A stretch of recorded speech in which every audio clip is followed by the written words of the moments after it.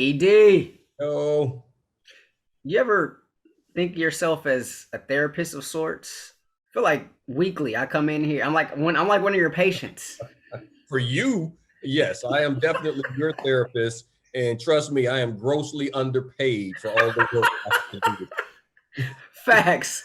This is the Believe in 49ers podcast on the Believe Podcast Network. He is Super Bowl champion Eric Davis. I'm Rahshaun Haylock. Plenty to get to on this show. Of course, as always, we want to remind you to continue to download, subscribe, rate, and review, relocate wherever you find your podcast. If there's a like button on your particular podcast subscription service, go ahead and hit that like button. If there's a follow button, go ahead and hit that. I just learned about the follow button a couple weeks ago, so I'm just follow. Just go ahead and just click that. Get involved in the show. We're on social media. I'm at R Haylock. He's at _ Eric Davis _ That's on Twitter. And on Instagram, I am at Watch Ray Ray. He is at Eric Davis _ As far as this show, bye week, yeah, that's 4 underscores. As far as this show, bye week, we're gonna talk a little bit offense. And my man ED, like a great novelist, left us with a cliffhanger in the last pod, so we're gonna circle back to that as well, and break down all things offense as the Niners rest here on this bye week. As always, we're presented by the fine folks at Bet Online. Look, obviously, baseball's going on right now, ED. Oh, stop it. You can see the smile on my face here. The baseball playoffs are going. We've now reached the league championship series portion of the baseball playoffs. In addition to that, you got, college football, NHL just started. Dude, I was locked in on opening night on the NHL. First time in life I've ever been this excited about hockey. I normally wait till like the Stanley Cup playoffs to get kind of, involved, but opening night, I was tuned in, for the first time ever. So that was pretty cool. So they got that. Whatever you want. As always, our friends over at Bet Online is your #1 spot for all the pro and college football action this season, with an updated site and interface, even more odds, props, and contests. Bet Online continues to be the #1 source for everything football. Head to the website or use your mobile device to sign up today to receive your 50% welcome bonus on your first deposit.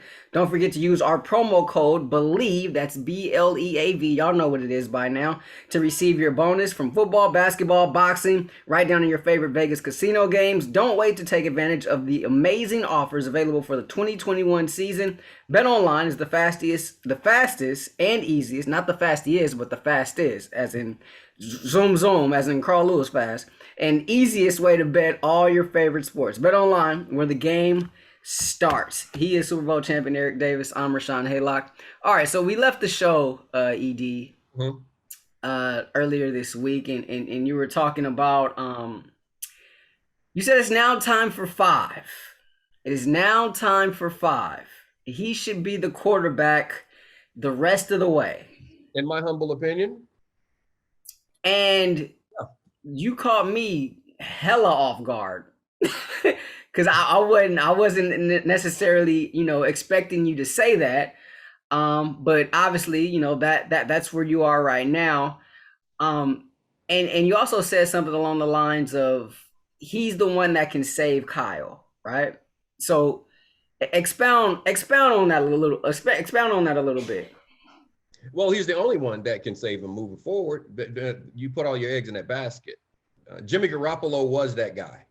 Jimmy Garoppolo was the bridge guy. You made him the bridge guy by drafting another quarterback. So we all know he's your bridge guy. We understand that. Jimmy would have understood that. But you started dabbling and reaching into the cupboard, and I really don't have all the ingredients to really bake this cake, but I just want to taste the frosting. I'm just gonna go ahead and I can't make the cake, but let me just taste a little bit of it. And the more you start to sprinkle out there, we said that from the start. The more you sprinkle out there, the more people see, the more they're gonna want. The more the fan base is going to say, well, you're putting him in these situations, give him more. Let's see more out of it. I knew that was gonna happen. That's why I said, play the guy or don't play the guy. But you kept saying he wasn't ready to start, that there was no competition, which means you shouldn't start him. You shouldn't play him, shouldn't put him on the field. You agree with me on that? I agree. I Yeah, agree. I didn't want to see Trey at all this season. That would yeah. be best case scenario for me. But now that you had, and what did he say all along? And I said the same thing. If it's close, then you move forward. So the last game, whether he meant it, and what do I always say? He said it, so I'm going to assume he meant it. He said that Trey played good enough to win. Yeah, he said. So if he's reached the point to where he's playing good enough to win, you got to put him out there. There's no reason to not put him out there because you've already let us all know that you don't want the other guy. Jimmy knows. Everybody in the locker room knows. The fan base has been trying, the majority of them have been trying to run the guy out of town anyway. So you have put yourself in a situation to where you're not winning football games. The offense, it looks horrible right now. And the only guy left, because Jimmy no longer can save you. The only guy left to save you is 5. Now, this is the issue. And I want to hear your thoughts on this. Now, playing 5, as I said, at the end, very end, before we got into it. But now it's bye week, talk about the offense. Moving forward, playing 5 starts the clock. I said he's the guy that saves you. He saves you and John Lynch for the draft picks you gave away, everything. It's worth it. 2 draft picks for your franchise quarterback, the most important position in sports, it's worth it. Because everyone says 3 draft picks. It wasn't 3 draft picks. They switched one, and they kept the one, drafted him. Okay, they moved up. They switched places. They kept that one. They gave up 2 other ones. So you gave up 2 ones for your quarterback. If it's the right guy, doesn't matter. You're right. I always say, if it's your quarterback, get your quarterback. Because if you don't have one, you get fired. Yeah. Just like if you pick the wrong one, you get fired. Yeah. So you got to have one. So they did that. Done. We got it. It's time for him to now play. He's your savior if he plays well. If he doesn't play well, he is the Grim Reaper. Period. But we start to evaluate that right now if you put him on the field. So that's what I mean, starts the clock. And that's what I got to talk about during this spot. Is he ready to start that clock? Because the real evaluation begins the moment you name him your starter. Everything else goes from that point. I say do it now instead of waiting to next year. That's where I'm at. You've already, Jimmy is not there. Jimmy's another injury, him getting hurt. It's hurt. Like I said, you can't, if the guy can't stay healthy, you got to move on. Okay. You got, especially when you got his replacement, right? Like with Mostert, I get it. You never got his replacement. You got Jimmy's replacement, right? At Hurd, that's what I said about him. If he didn't make it out of training camp, you got to move on. If he can't come out healthy, they didn't, but you already had his replacements. You got the replacement. So now what do? I want to hear this before I keep going. I'm going to let you talk so that people can hear your melodious voice. So I was thinking about this, right? And it starts the clock, right? Mm-hmm. And so I think if Trey starts and that starts Kyle's clock, then I think we're saying bye to Kyle. Like, he's not going to see this thing through because this is not going to end well as far as wins and losses go for the rest of the season. But if you start that guy, are you out of the win and losses void? We all know that ultimately you have to win football games, but does it turn, and see, that's my thing. If you start him now, does it turn into, in your opinion, does it turn into an evaluation and a growth of 5 within the offense and a maturation? Do you start watching that, or is it still strictly wins and losses? I think at this point with Kyle, it has to be wins and losses, right? Because like, I'm not where you are in the sense that I'm ready just to go all in on 5 right now. Like, watching that game, the other day, he showed flashes at times, but clearly, like, he's not ready. So I think he could use a little bit more seasoning. Also, I don't know that I'm ready to give up on this season yet, right? Like the bye is early, like this team is only 5 games in. You still got 3/4 of the season. You got 75% basically of the season left to go. And I think by putting in Trey right now, you're saying like, all right, this season is done. And I'm not quite there yet. And like you said in the previous pod, like Kyle's going to have to explain that to those guys in that locker room. And I don't know how well that's going to go over. And so I think if they put Trey in right now, then Kyle is closer to being the former 49ers head coach, in my opinion. Because at this point, like how many, and I know injuries are part of the game, but we've seen a lot of coaches have a lot of tough injury issues and be gone, right? So last year was this multitude of injuries, right? And some of that was your quarterback and Jimmy. This year, it's injuries as well, right? And now you're going to just throw in the rookie quarterback. Like, at what point does it become about wins and losses? Is my question. So I think if Trey starts, that means he's our guy right now, and it's go time. So it better work. That's where I stand right now. Well, it better work regardless, because it better work regardless. But I think Kyle is on the clock though. Exactly. So that's my thing. Do you? Well, let me put it this way. How many games they gonna win? Do you think this is currently constructed? Because you are what you are right now. And I said it before. Right now, they're not a good football team. They're average at best. Yeah. The record says you're not even average. Yeah. I mean, this is not a good football team right now. So, not playing 5, not playing Trey. You win the championship? Are you a playoff team? Are you a contender? Do you think so right now? Not playing Trey. Not playing Trey. I don't.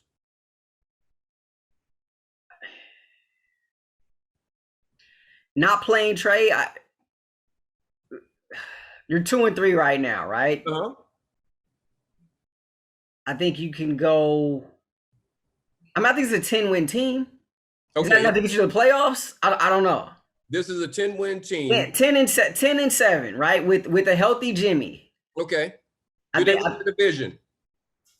They're not winning the division at 10-7, no. Okay, you're not. So let's. I'm going to take record out of it. Does this team win the division? You say no. From what I see right now, no. This team is not. What I see right now, I say no. They don't win the division. No. Okay, so now we're talking about wild card teams.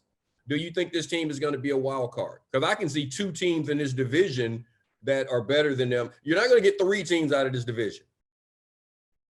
Yeah, I mean, I don't even see them being a wild card team. So that's what I'm saying. I don't see them making the playoffs. So if you're not going to make the playoffs, which means next year, it's about restarting at that quarterback position, because I'm not trying to, I don't care about just making the playoffs. The only reason the playoffs matter to me is because you got to get a ticket to the dance. Yeah. I'm trying to win a championship. So let's talk about, how do you win a championship? If you're saying, as Kyle Shanahan told me by his draft selection, I need this guy to be my quarterback moving forward to sustain winning. That's why I say play him. He said if it's close, play him. If he's playing good enough to win, if you're telling me that this rookie that you said needs time to develop, his college coach said needs time to develop, has already developed to a point to where in his first NFL start, you're saying he is playing well enough to win, then I view it as self-preservation from a coaching standpoint. If you're not putting him out there and letting him take his lumps and learn and continue to grow, because he's not going to get better watching. He can learn, so he's not going to get better. You think that'll be self-preservation for Kyle if Trey plays? No, self-preservation is not playing him. Self-preservation is not playing him. That's where I'm at now. Self-preservation is I don't want to start the clock on myself. I don't want to start the clock and you guys start evaluating me, because like I said, they're the only person. He had 2 guys. He got 1 guy. Trey Lance is the only guy that can save him right now. That's the only guy that keeps the front office intact. That's where it is right now. He is your quarterback, period. He's got to win ball games. Kyle obviously thought he needed more out of that position, didn't have the faith, he didn't have the trust in Jimmy Garoppolo. There's nothing he can say that can convince me, that can convince anyone that he has faith. There's no way you can make that statement that you have faith in Jimmy being the guy because you went out and got another guy. You brought in his replacement while he's still a young player who's been winning for you. He's been doing nothing but what you want a franchise quarterback to do when he's under center. And you brought in somebody else. So you can't tell me he's your guy. The only reason you don't play this guy now is because you don't want the clock to start. You're giving yourself another year. Because once he gets out next year, then the comment, well, he hasn't played yet. You know, he's still sort of a rookie. He's never really played. He hasn't been on the field. You got to give him a chance to get his feet wet. Throw him out there. Niner fans, all faithful out there. Kyler Murray. You drafted him. He's your guy. We all know he's your guy. He had to earn let him take his lumps. Kyler was throwing the ball everywhere. Now he settled in. Yeah. Herbert came in, played well. He's playing better. Yeah. He looked like a rookie in situations, but he also, he's grown. Same with Allen. Did you see the jumps that these guys make when you get out, you play, they come back, they evaluate themselves, they do it. We've seen it with Lamar Jackson. You see these young quarterbacks, they're coming in, they're playing early, they're bad, they're losing games. Kyler Murray is now he's the quarterback of the only undefeated team. At this point, his rookie year, they hadn't won a game at this point. Wait, and that's what I'm saying. So my thing is Trey on par with those guys though, because I don't know because he hasn't played. I know this. Let me say this. I know this much. His draft selection is on par with those guys. Okay, that part, right? Yeah. Okay, which means he's supposed to be, like I told you, you draft a guy top 5.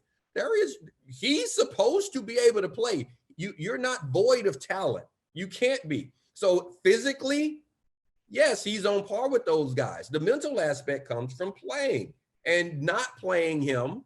Again, that's a me issue for Kyle, not playing him now, because he just told me the last press conference, kid plays well enough to win football games. Then if that's the case, I got to give him a chance to win football games. Yeah, I mean, you can only take Coach at his word. This is the Believe in 49ers podcast on the Believe Podcast Network. He is Super Bowl champion Eric Davis. I'm Rahshaun Haylock. So the only reason I asked that, is he on par with those guys, is the fact that, like, the consensus was he needed time, right? Compared to everybody else in his class. Like, the consensus about Trey was this guy needs more time than maybe anybody else, right? So my concern is, and this is with every quarterback, I'm not in favor of playing any quarterback particularly early, because I feel like you can ruin them. I agree. But listen, not my words. What have I said the entire time? He shouldn't be on the field. I listened to the people who said he shouldn't be on the field. And that was his former coach, his current coach.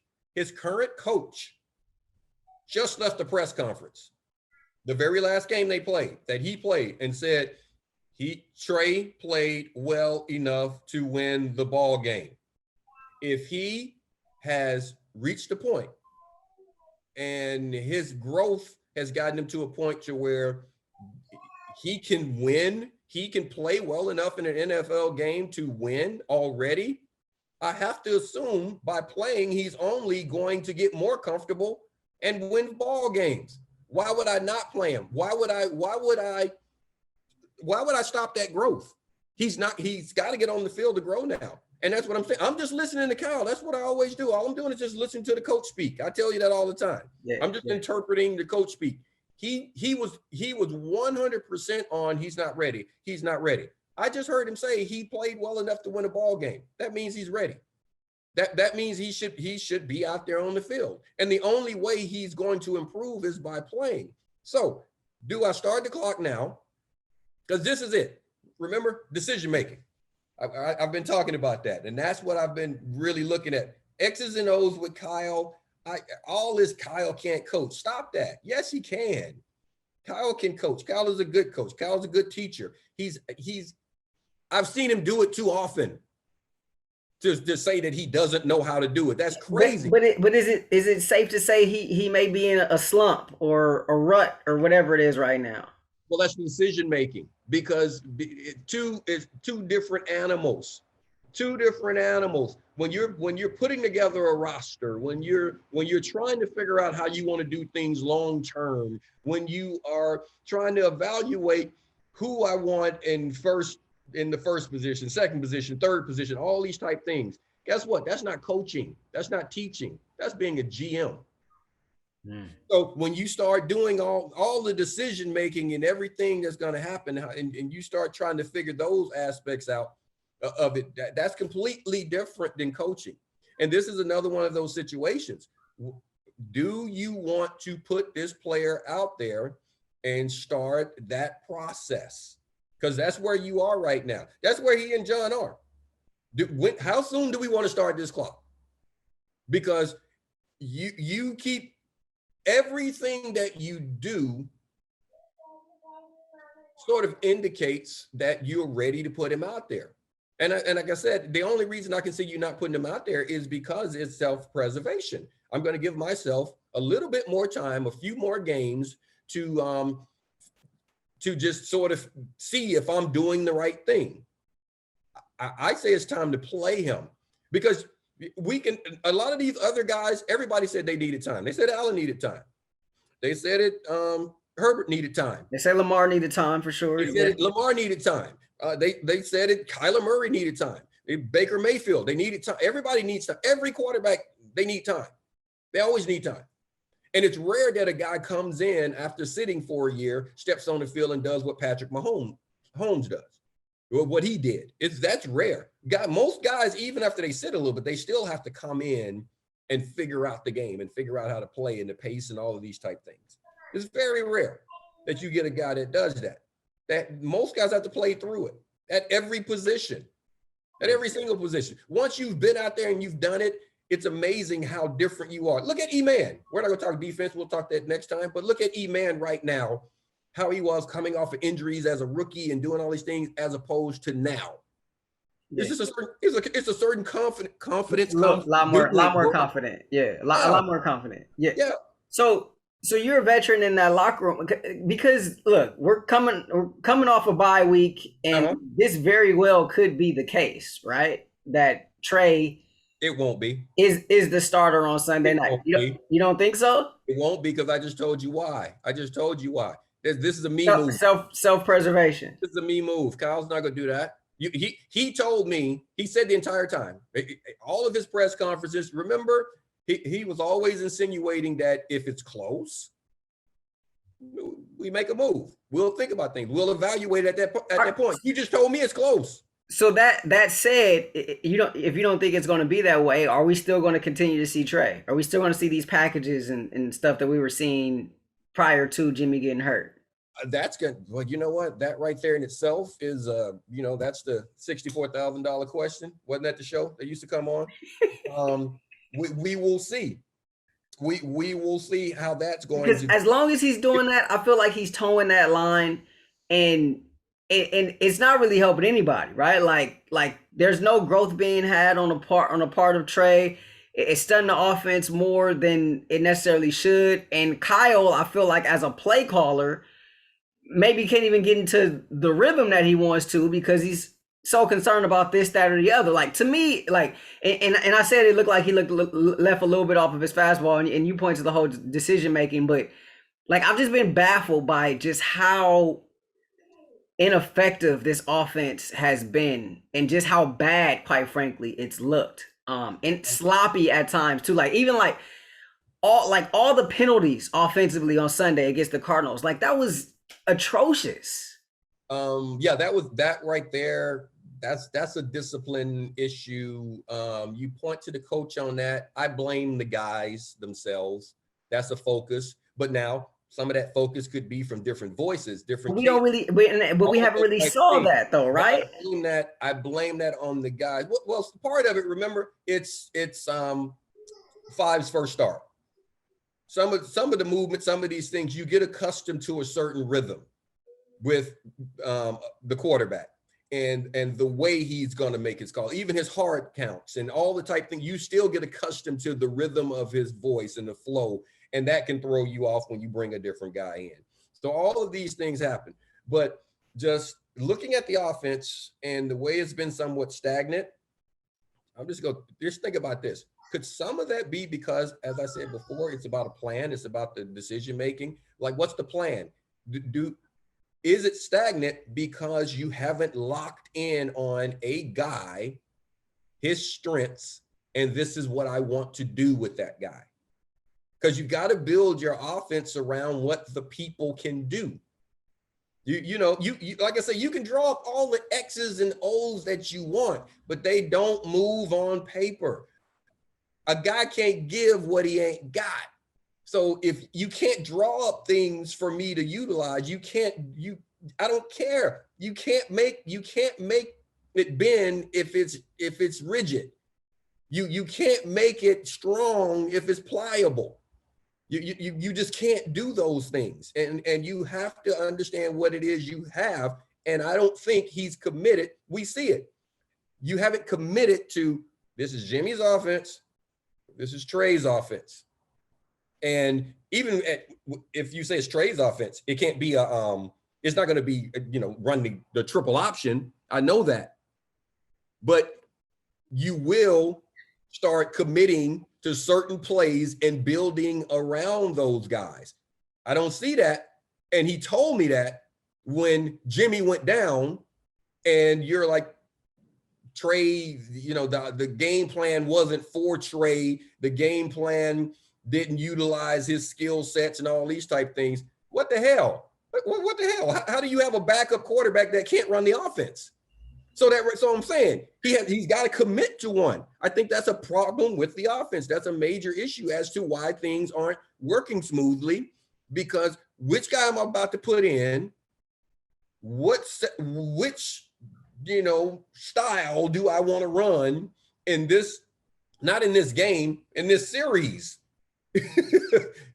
Right. In this particular series, which offense do I want to run? That's a lot. That's a lot for him to think about. That's a lot for the other guys in the huddle to think about, if that's the case. And I think it's the case because he keeps telling me it's the case by his words. Telling me the backup quarterback couldn't run the game plan, then how? Why? Why is he your backup? Right? And that, again, decision making. How is anybody one play away from being in the game that can't participate in the game? That's what you just said. He shouldn't have been out there, but he's your backup. So make him the starter since he's playing well enough to win, as you just said. And you told the backup, you told the incumbent, you don't want him there. That's what I heard. That's what I'm hearing. If you're in that locker room, what are you hearing right now? Like, if you're the players in that locker room right now, the veterans in there that came into this season with Super Bowl aspirations, and you see this, you see what's going on. Like how are you taking this? How are you handling this? Well, first of all, if I'm a veteran in the locker room, see, we're affected by it much more as fans than you are as a player. I got my own set of problems. I'm a player. I'm not, dude. If I'm a corner, if I'm a left tackle, if I'm a fullback, if I'm a linebacker, I got my own things to study and worry about. I got to play well. I'm not concerned about the quarterback position because I don't play quarterback. I'm not concerned about the play calls. Again, I don't play quarterback. I'm not the coach on that side. I'm concerned about what it is I do. And all I can focus on is doing my job better.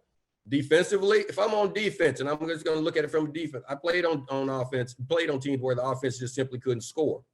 Guess what? We can't let them score. That's what you're thinking about. I just got to do my job. I can't concern myself with the other guys and the decisions. And I'm looking at it. I got a lot of games out in front of me. This last game, they scored 17. If we'd have held them to 14, maybe.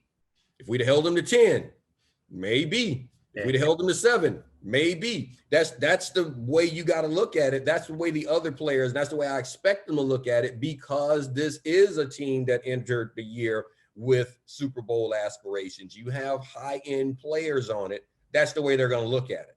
You're not going to concern yourself with it, but you hear what's being said. And if you're saying this guy, what I want one of you guys to play well.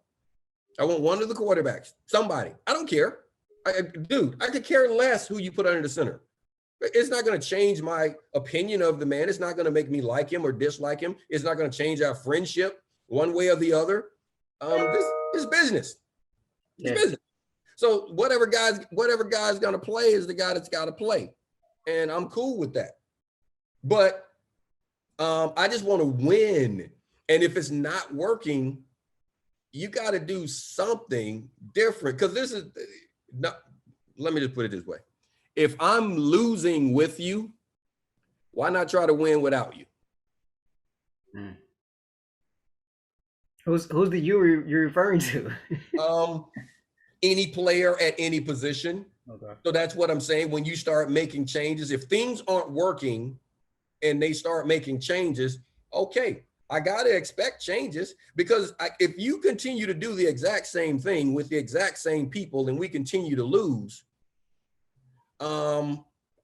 this is when I started to look crazy, because I'm like, okay, is it us or is it them? Because somebody's wrong. You can't keep telling me we have all the players, we have the right scheme, and you guys are making all the same calls and we're losing. So you got to either change the system or you got to change some people. It's that simple. Yeah, something's off, and you would have if there was going to be a decline, I'd have been, if there was going to be a decline, I'd have been much more inclined to believe that would have happened on the defense side of the ball, considering some of the pieces that were lost and the reshuffling, especially in the secondary, a whole new defensive coordinator. Like, I thought perhaps maybe there'll be some bumps and growing pains, this, that, or the other, especially beginning of the season, right? But for the most part, through 5 games, like, I've been impressed with the overall sample size. You know, there's been some things here and there, but the overall sample size, I've been impressed. Looks like this offense has taken an incredible decline in a season in which, I mean, you had pretty much all your skill guys coming back. You got upgraded on the offensive line.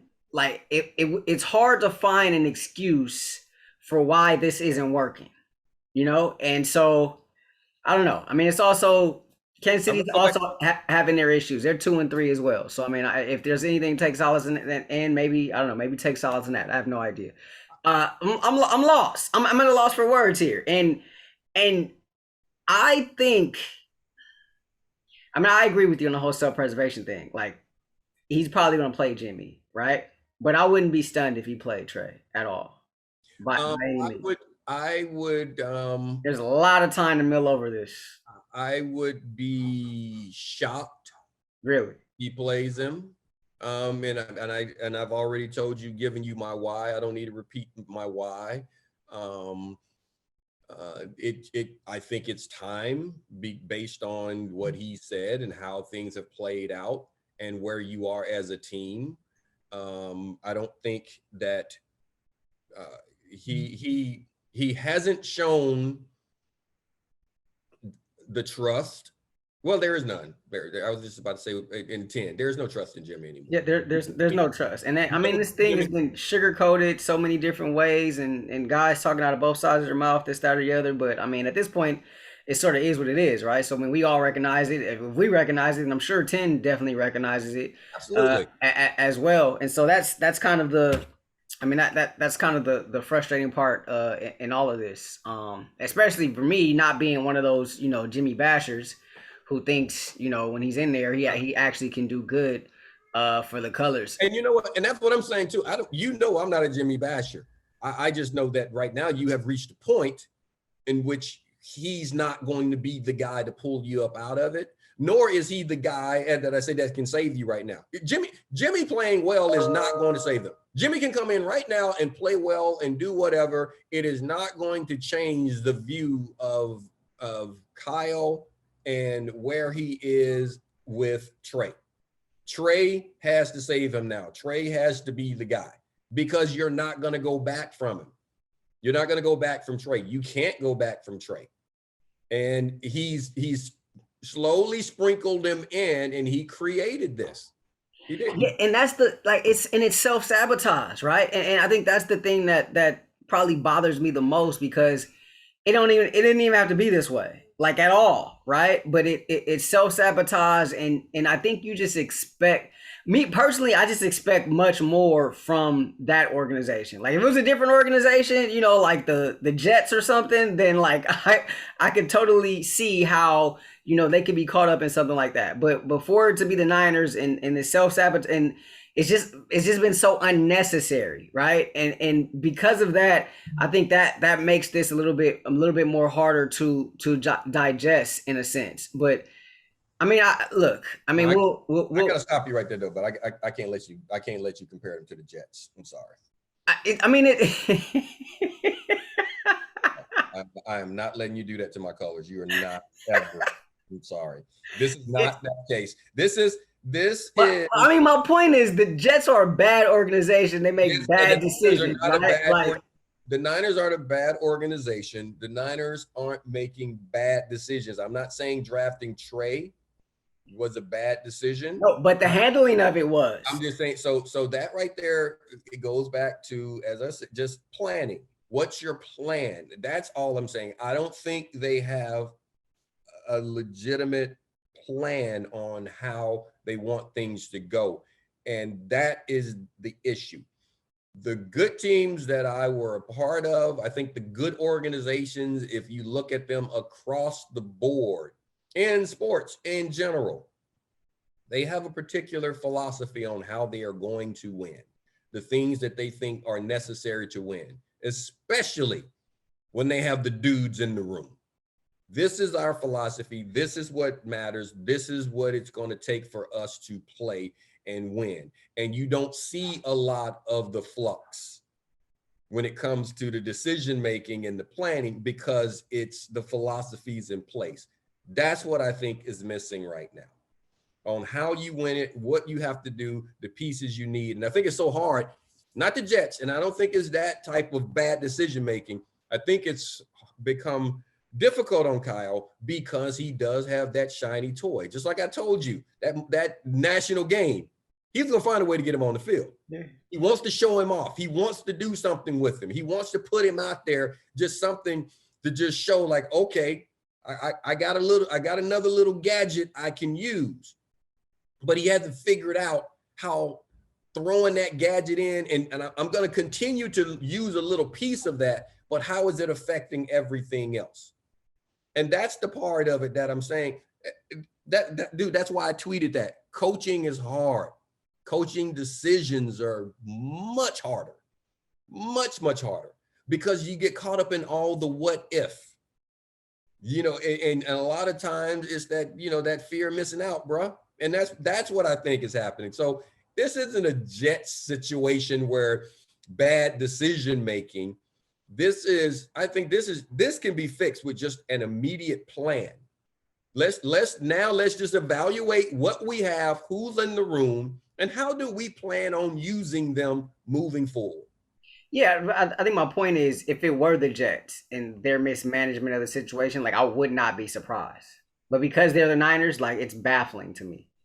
And so I think that's more. I think that's more the point. I just can't hear Niners, Jets. I'm just being honest. Like, we're both Laker guys, right? Like, there was a point where there was a point where Lakers were making just bad decision after bad decision after bad decision. It was like, what the heck is going on with this organization, right? And it was just shocking to me, because that's never been, that there was no precedent for that, right? And so I'm not quite there yet, because those were some long years, some lean years. So I haven't quite got there yet, but at the same time, it's like what are we doing? You mentioned something earlier. They drafted Jimmy's replacement. I know it's still early, but they may have drafted Raheem's replacement as well.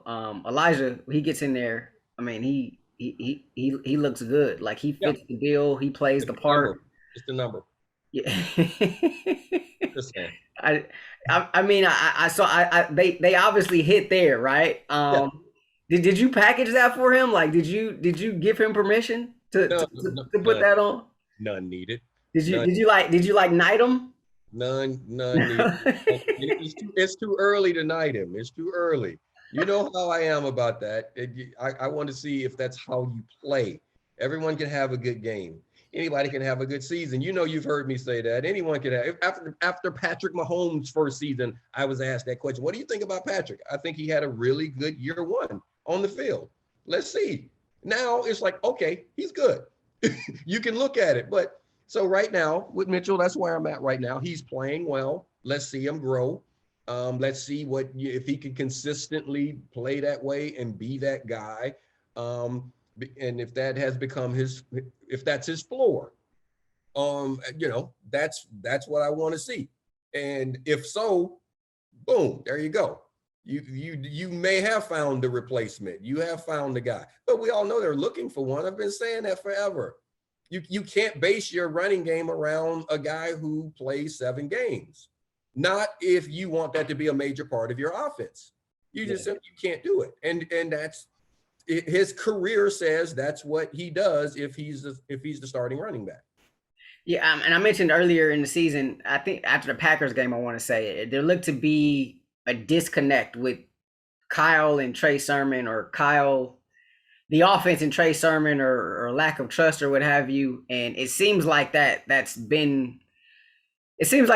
played out that way. And when Elijah comes in, obviously it looks a lot more different when he's carrying the ball. Debo has looked well. I think the offensive line to me has, I mean, it's been up and down, right? It's had some spots, but for the most part, I've been a little bit surprised by just, I guess, the inconsistency, if you will, and even I don't think it's been a problem though. I don't think the offensive line has been an issue. I don't think it's been an issue, but there was a game where it wasn't the Green Bay game. Which game was it? Was it the Seattle game? I forget which game it was, but I feel like it was an issue in that game. Jimmy was running for his life. It might have been the Seattle game. But that's going to happen, especially 17 games. That's how I am. You're going to have. I mean, Trent Williams is going to get a hold and call every now and then. You know what I'm to see overall. I can't say that the offensive line has been horrible. That's what I'm saying. I think they played well. When Jimmy was out there, they protected Jimmy fairly well. Jimmy wasn't getting hit a lot. He wasn't getting sacked. He wasn't getting hit a lot. A lot of that has to do with the ball coming out faster. With Trey, it looks different. He's running the ball a lot more. So it looks like he's getting hit a lot more, or that things are a lot more chaotic. I just don't think the offensive line has played poorly. I don't think so. I mean, can everything pick up when you're 2-3? Yeah, but I don't think they've played poorly, in my opinion. There's a lot of talk about Kittle earlier in the season not being as involved. He's now hurt on the IR, so you got to wait for him to come back. But look, that's your best player. You got to get him more involved, right? That's where I stand on that. Like, your best player has to touch the ball, right? And so that's just kind of where I stand on that. We've talked about Debo, like I've talked about Debo ad nauseum here on this pod, in the sense that, like, I feel like he's taken, huge strides. Took a little bit of a step back in the Arizona game. The BA situation. Hold on, let me just say this about Debo. He's got to stop dropping balls though. Yeah, well, that's the step back that I was referring to. Yeah, Debo he's picking it up. We see what he's doing and what he's capable of doing. He's just dropping too many balls. You got and yeah, I can say that. You're a receiver. Catch them all. Yeah, catch them all. Catch the ones that come to you. And that's your job. So he's got to get better at that. I mean, it's one thing if they're contested, but if they're not contested, that's an area that I'm sure he's working on and to pick up. And that's the one thing I want to see pick up with him. Route running, his playmaking, all those type things is getting great. I want to see him catch the easy ones. And he's been catching some of the hard ones. Make sure you're catching all the easy ones too. Yeah. Well, I mean, Okay. yeah, big time, right? I mean, Yeah. that's of high importance. The And BA that's si- yeah.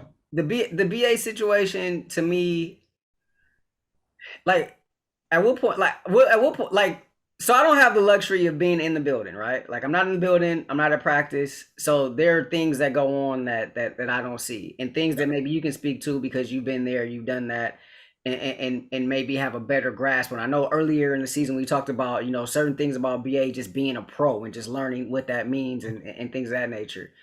I'm at the point now where it's like, look, you're 2-3. He's one of your best players. He's not really getting the touches, but he's a hard worker. These are your words, not mine. He's a hard worker. We like him. He's doing the right things, this, that, or the other. Like, let's just put this thing to bed. Like what are we trying to prove? Like to me, I feel like it's you're just gonna put a kid in timeout, just because you're proving a point. It's not necessarily that the kid's a bad kid, but not necessarily doing things exactly like to the letter the way that maybe you want them to do it.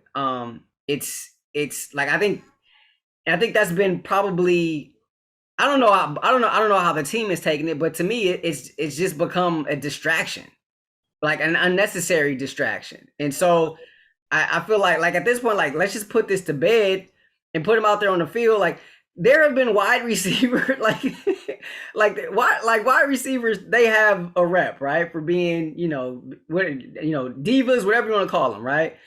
BA doesn't necessarily strike me as that type, but we've seen wide receivers get away with far more than anything that we've seen from BA and still go out there and contribute on Sundays. So my whole thing is like, what, like Yeah. what's the deal?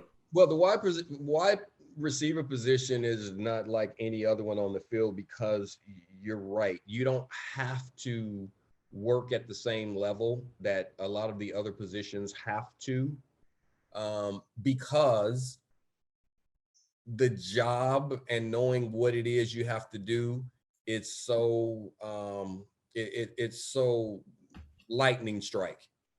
A guy can stay on the sideline and then come in for 3 plays, and 2 or 3 of those plays go to him. Then he can come off the field and he can sit, and then he can come back in. So you don't have to be out there grinding every single play. So a lot of things, I mean, even down to conditioning, it can be different. No, nobody questions a wide receiver coming out of the game, right? If a corner comes out, like, what's wrong? Yeah. If the starting corner comes out, what's wrong with him? Wide receiver can walk in and out every other play. So it's different. So, and how they work at practice and all these things, you're right. It's different. I played with guys, I played with this one guy that everyone knows that was notorious for doing everything 1,000 miles per hour. Yeah. And that's how he worked.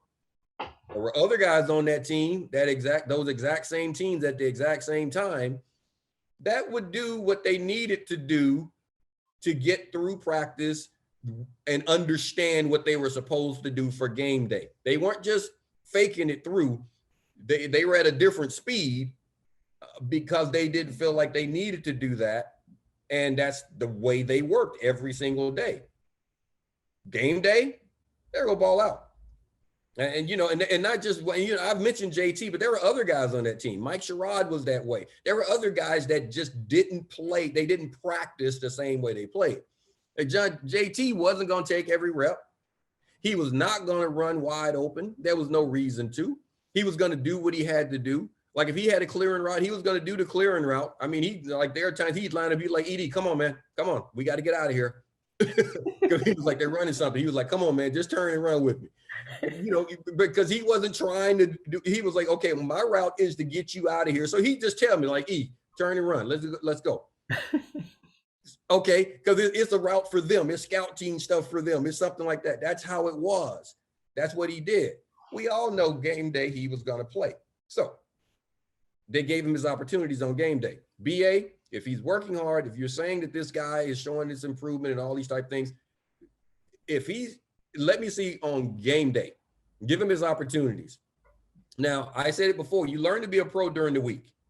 Also, a part of the evaluation, again, this is the decision making. is that how this guy works? Is he getting what's necessary? Some guys need their playbook and they got to go up and down it. Some guys watch film. Some guys got to do it on the field. Some guys got to do it 100 miles per hour. Some guys don't do anything. Charles Haley used to carry a chair to practice. Literally. I'm not exaggerating.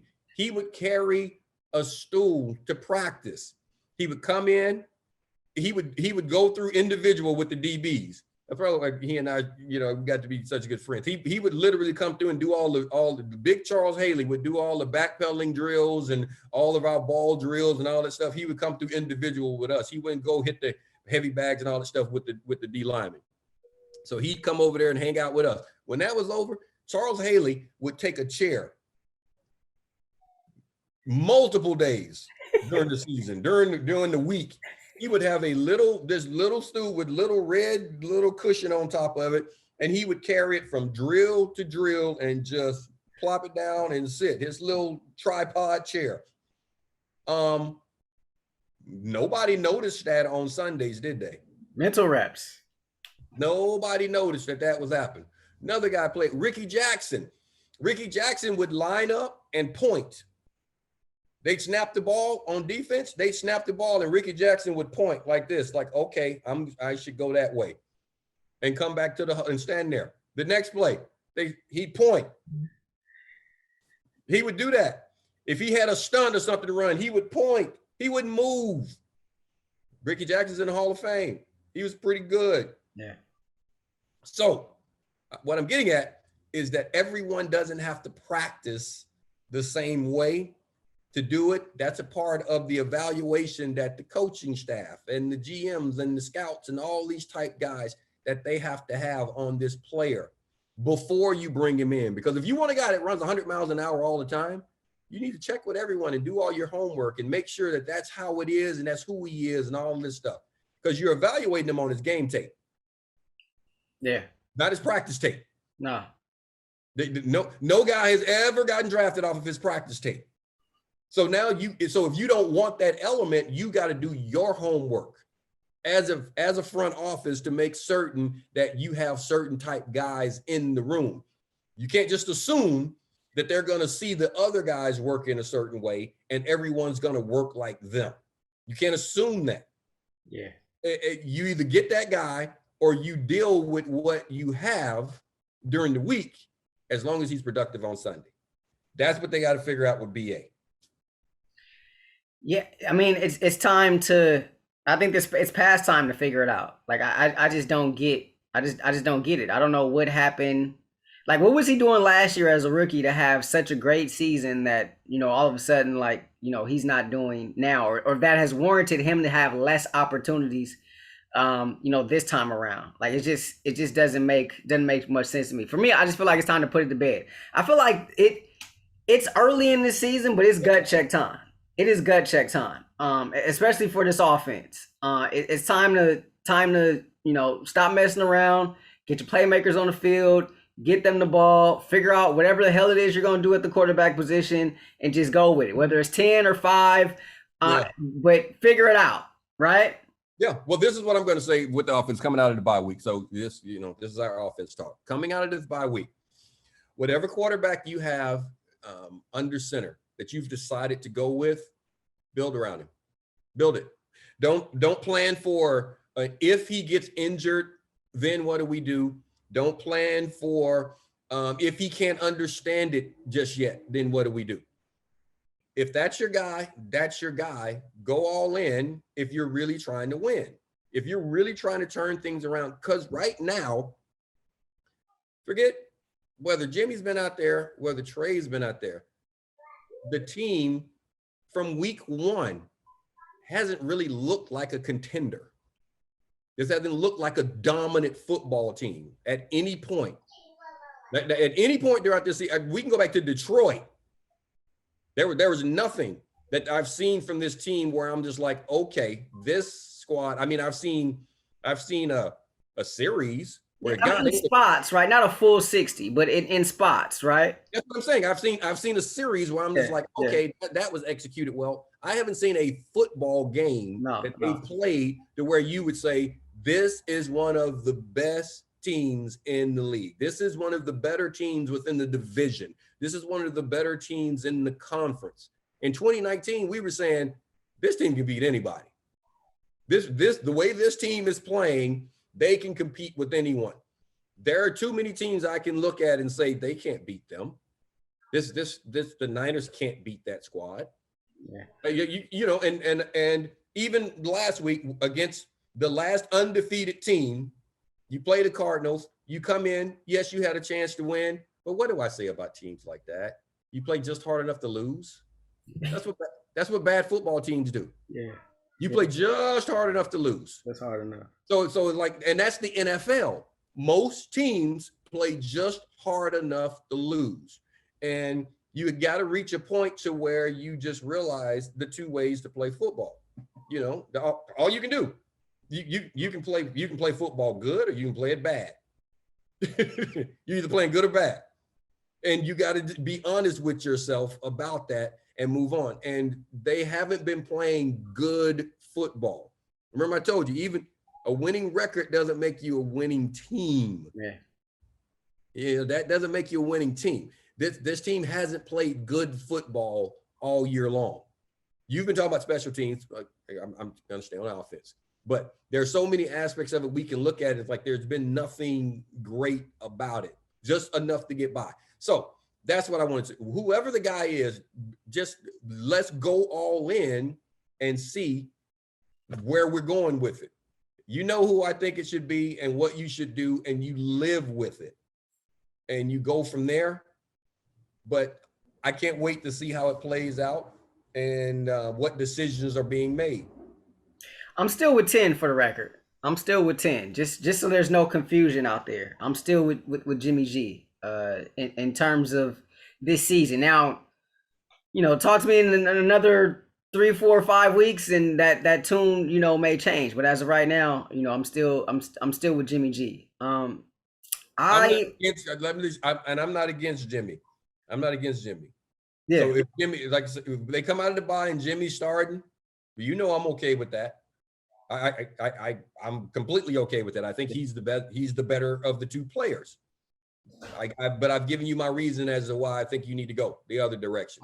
Yeah, and I think there's obviously a point to what you said in the sense that, like, we've seen glimpses, we've seen flashes, but we haven't seen a full 60. We haven't seen a complete game from this team where they've looked, you know, like a contender. I mean, even and it's not even so much like the Arizona game for me wasn't even about a win or a loss. It was just about habits, right? Playing well, good habits. Like, what does this look like? And you know, one side of the ball you saw it, the other side of the ball you just didn't see it. And so that's kind of but you still, you know, gave yourself a chance. As you say, you played just good enough not to lose. That gives me a little bit more optimism. However, but I mean, I don't know. I could just, it also makes me a little, also drives up the anxiety a whole bunch more. It makes for more of these sessions, ED. So